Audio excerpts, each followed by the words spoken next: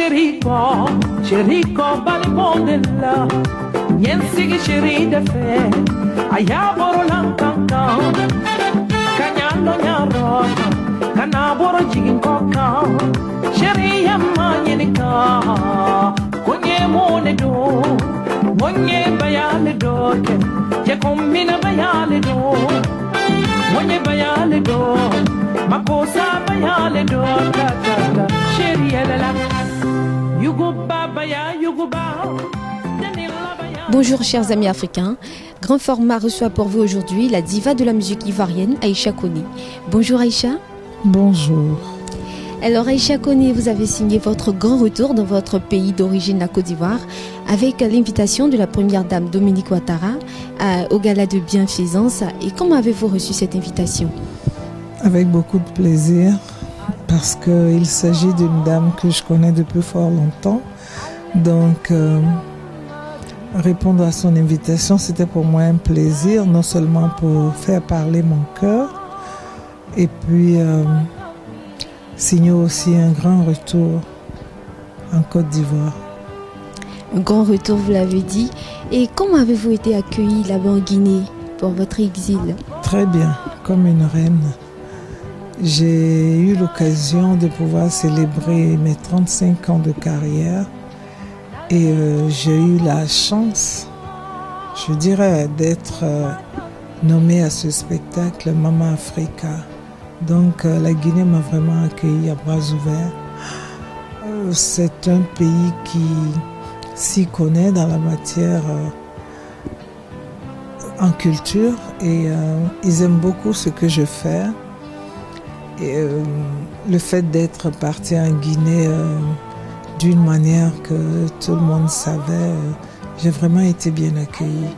Les Guinéens ont eu assez de compassion pour ma personne. J'ai pu rentrer au studio, faire d'autres albums qui ont été très bien accueillis. Nous allons parler un peu plus de votre séjour là-bas. Qu'est-ce qu'Aïcha Koné a fait concrètement durant son séjour? Bon, il y a eu plein de voyages, il y a eu des festivals au Brésil.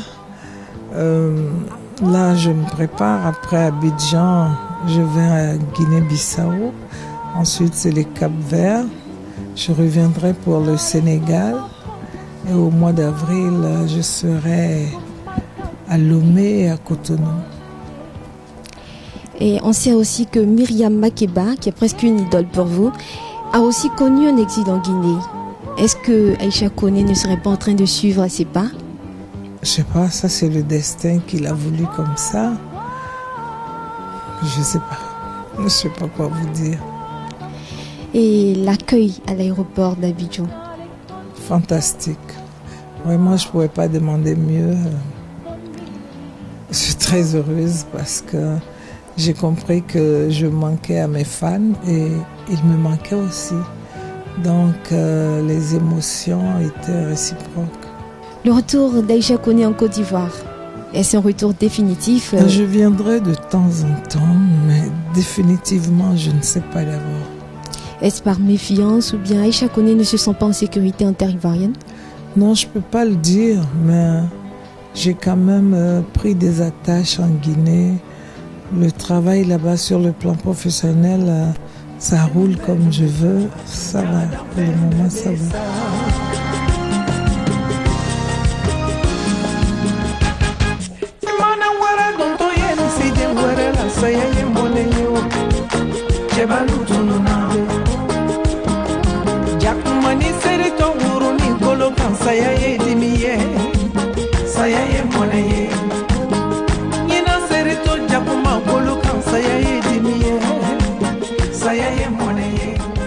Nous allons rentrer un peu sur le plan de la politique. Aujourd'hui, Aïcha Koné a pu retourner en Côte d'Ivoire après 3 années passées en exil. Et que souhaiterait Aïcha Koné pour les autres exilés, les prisonniers politiques et tout? Bon, vous savez, je ne voulais vraiment pas m'étendre sur les faits politiques, mais nous sommes tous soucieux pour la réconciliation. Est-ce que cette réconciliation se fera réellement sans la libération de nos leaders politiques?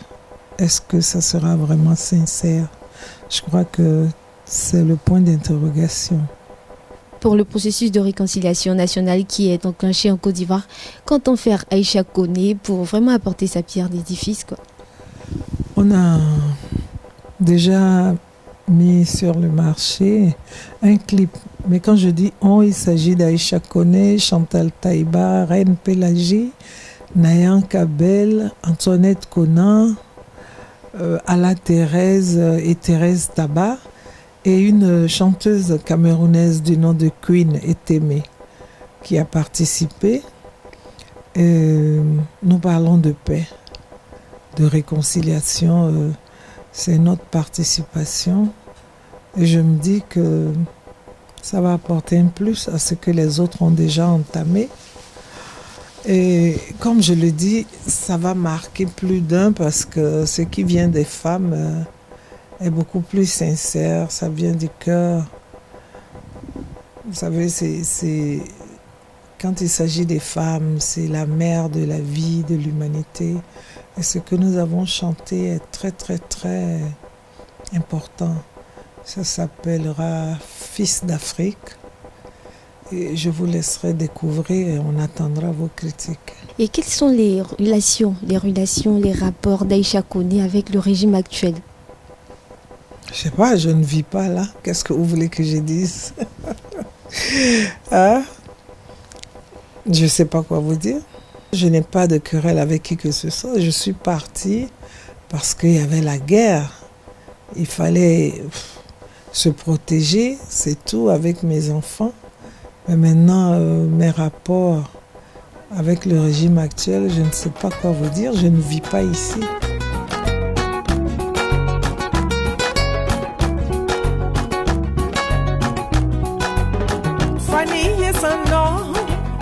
Maden Santaye, Sanouye Sano, Maden Santaye, Diamaye Sano, Maden Santaye, Den Sorona Lule, Alukana Waso, Den Sorobali Lule, Aminata, Kanakasi Denkola, Naminata, Jambeni Yelelu, Alapolo, Aminata Way.